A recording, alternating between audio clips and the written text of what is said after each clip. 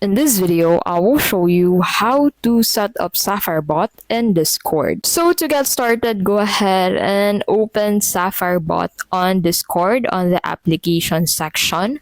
So in here, click on this add app button, which you'll find at the right side of Sapphire bot. So this bot actually will allow you to create your own commands, buttons, and select menus. It will help you moderate your server. It will allow you to send live updating and fully customizable notification for YouTube videos, Twitch streams, and Twitter posts, set up join roles, and so much more that can moderate and automate your Discord server. So once you click on that button, that will redirect you into this page.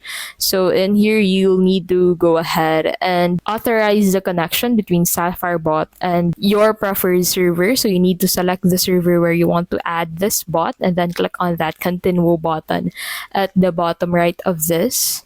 Now in here, you need to set up the permissions that you want to give for Sapphire bot. So you can uncheck the permissions that you don't want to allow for Sapphire bot before you click on that authorize button at the bottom right of your screen. So in here, you just need to confirm that you are a human before you proceed with the next step.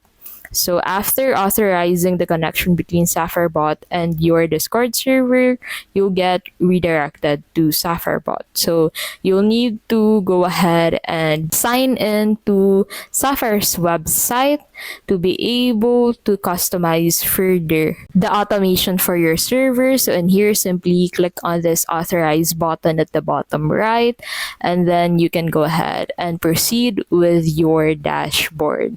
So in here, you can go ahead and set up the custom messages, moderation cases, user reports, role greetings, prefixes, and AI moderation. And that is how you can basically set up Sapphire bot on Discord.